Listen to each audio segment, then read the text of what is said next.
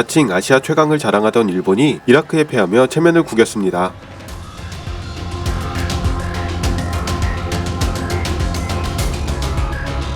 도하의 비극이 시즌2로 돌아왔습니다. 피파 랭킹 17위인 일본이 2023 카타르 아시안컵 D조 2차전에서 피파 랭킹 63위인 이라크에 1대2로 패했습니다. 전반 5분, 일본의 골키퍼 스즈키 자이온이 펀칭한 볼을 아이멘 후세인이 다이렉트 헤더로 밀어넣으며 예상 외의 선제골을 터뜨린 이라크는 전반 추가 시간 또다시 아이멘 후세인이 헤더골을 터뜨리며 2골 차로 앞서 나갔죠. 후반 추가 시간에 일본이 엔도의 추격골로 한 점 차까지 따라붙었지만 승부를 뒤집기에는 시간이 부족했습니다. 일본은 지난 1993년 10월 카타르 도하에서 열렸던 94 미국 월드컵 아시아 최종예선 마지막 경기에서 후반 추가 시간에 이라크에게 동점골을 허용하며 사상 첫 월드컵 본선 진출이 좌절됐었던 도하의 비극에 이어 또다시 카타르에서 이라크에 패하며 도하의 비극을 떠올리는 신세가 되었네요. 한편 최근 평가전에서 좋은 모습을 보인 일본 대표팀에 대한 일본 국민들의 기대는 그 누구도 본 적이 없다는 전설의 일군까지 거론될 정도였습니다. 비록 1차전에서 베트남에 고전하며 약간 체면을 구기긴 했지만 오히려 일본인들은 우승국은 결승 토너먼트에 피크를 맞춘다 라는 정신승리로 자국 대표팀을 옹호했죠. 게다가 대회 직전의 평가전에서 한국 대표팀의 0대1로 패하며 만만치 않은 전력을 선보였던 이라크와 만나게 되자 일본인들은 내심 이참에 자국 대표팀이 한국과의 차이를 과시해줄 것이라는 기대가 컸습니다. 그 기대를 반영하듯 일본의 공중파 방송국인 아사히TV는 단 4경기만 중계할 수 있는 중계권 중에서 귀중한 하나를 소모해가며 이번 이라크전을 공중파로 내보냈죠. 그러나 기대와 다르게 일본 대표팀이 이라크에 참패하며 망신을 당하자 일본인들은 충격에 빠졌고 분노를 참지 못하고 있습니다. 특히 분노가 극에 달한 일본 축구팬들은 5채널 축구 게시판에 대반성회라는 게시판을 만들어서 특유의 전범찾기에 몰두하고 있죠. 일본인들이 구체적으로 어떤 반응을 보이고 있는지 일본 5채널 축구 게시판의 반응을 정리해서 전해드립니다. 아시안컵, 일본 대 이라크, 대반성회.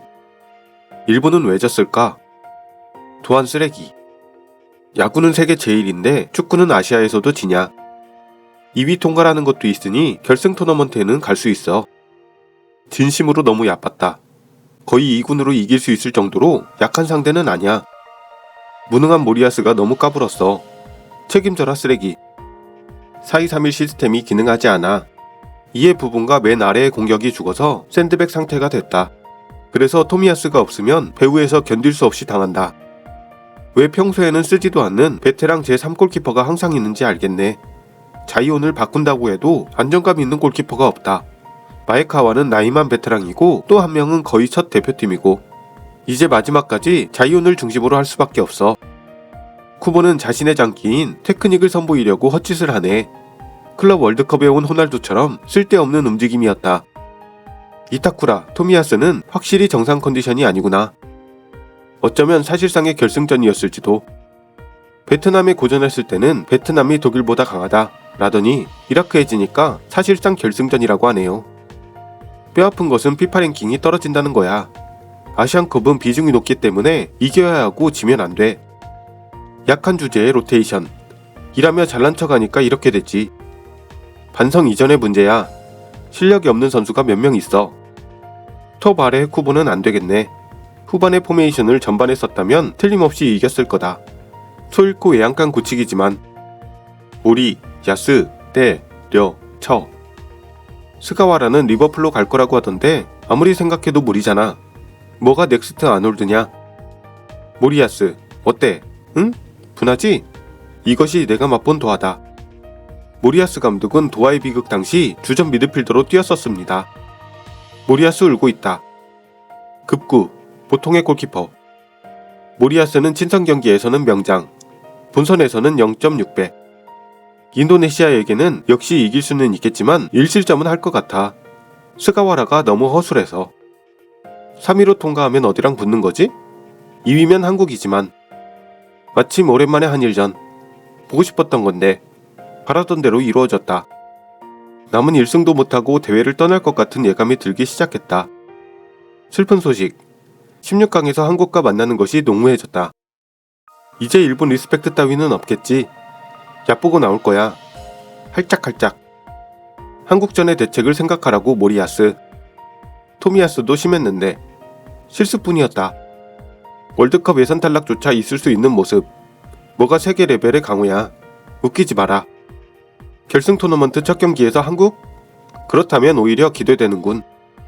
한국을 이겨도 이란 이겨도 카타르. 2위로 통과한 일본의 결승 토너먼트. 16강 한국, 준준결승 이란, 준결승 카타르, 결승 호주. 16강전에서 한국을 만나서 완전 방코트 게임 당할 듯. 한국에 일방적으로 당하는 것은 기쁜 소식인데 뭐 한국과 만나게 돼서 좋잖아. 한국이나 이란을 꺾고 우승해야 해. 골대 앞에 아무렇게나 우겨 넣으면 어떻게든 된다는 것을 들켰군. 일본의 최전방과 최후방에 인재가 없는 것이 아시아에 노출되고 말았다. 예선이었던 것이 그나마 다행. 베트남전에서 활약한 우에다와 나카무라는 벤치, 베트남전에서 저지른 자이온과 스가와라는 선발. 이래서는 국제대회에서 이길 수 없어요. 그냥 친선 경기만 짱이라는 것이 들통나고 말았다. 스가와라는 손흥민에게 유린당한다. 매경기 2실점하고서 계속 이기는 것은 보통은 무리야. 이제 토너먼트에서 한국에 지면 일본 축구의 숨통은 완전히 끊어지겠구나. 이라크는 피지컬이 강하고 키가 커서 내려앉으면 힘들어. 우에다는 이런 상대라면 피지컬의 우위성이 없어진다. 그리고 역시 미토마가 필요해. 한국으로서는 결승에서 만나는 것보다 좋은 것이 아닐까. 기력이 딸리지 않는 1회전이 아마 가장 승산이 있을 테니까. 한국과 토너먼트 첫판에서 만나니까 좋네 이거. 지면 유럽파는 해방될 테고. 스가와라는 흥민의 상대로 무리겠지. 마치다와 이타쿠라를 센터백으로, 토미야스를 우측 사이드백으로 기용했으면. 전원이 작다는 느낌을 부정할 수 없어. 인도네시아전에서 로테이션을 할 계획이 전력을 다해 이기러 가지 않으면 안되게 되어버렸다. 결승 토너먼트 1회전에서 힘이 다하는 패턴이구나. 이걸로 1위 돌파는 거의 사라졌고 16강에서 한국인가? 그냥 질 것 같아. 공중파에서 축구가 사라지기에 매우 충분한 내용이었다. 16강이 한국전이 되면 공중파 긴급 생중계 같은 거 할 듯. 한국전이라면 그럴지도. 한국과 만나면 스가와라가 희창과 흥민에게 어린아이 취급을 당하는 미래밖에 보이지 않아. 손을 상대할 수 있는 것은 토미야스뿐. 스가와라 같은 걸 내보내면 즉사. 사상 최강 멤버. 누구냐? 일본은 강하다고 했던 놈. 내 놈들에게 또 속았네.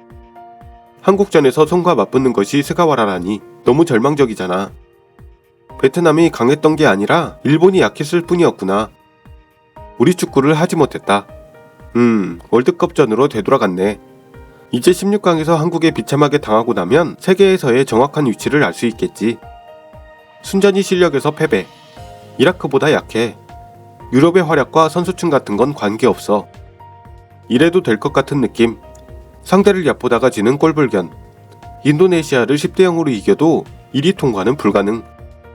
미나미노와 쿠브의 뛰어난 점을 일부러 삭제하고 자유온의 실점으로 시작. 리듬을 만들 수 있을 리가 없어. 일본에서는 미나미노와 쿠브의 포지션이 이상했다는 지적이 많습니다.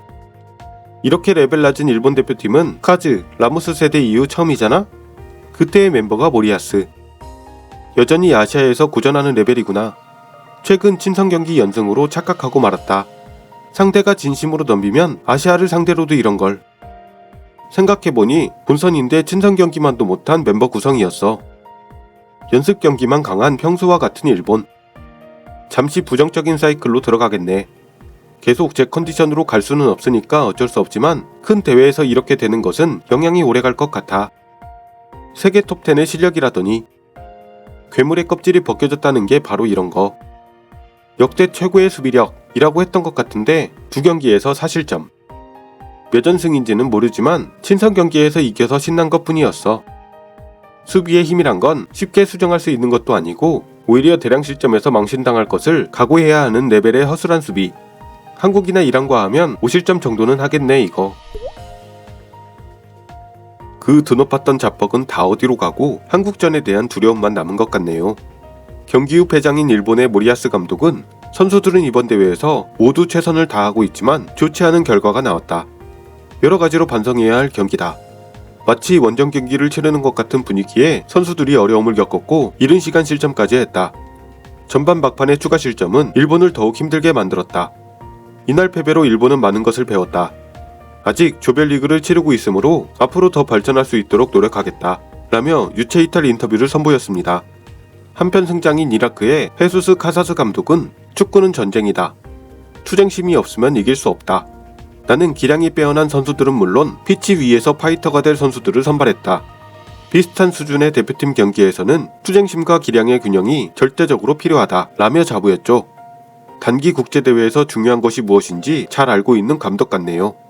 우승으로 가는 길목에서 이라크와 만난다면 조심해야 할 것 같습니다. 이제 우리 한국 대표팀도 곧 2차전인 요르단전을 치르게 됩니다. 부디 다치는 선수 없이 기량을 마음껏 펼쳐주었으면 좋겠네요. 대표팀의 선전을 기원합니다. 오늘 영상은 여기까지입니다. 시청해주셔서 대단히 감사합니다.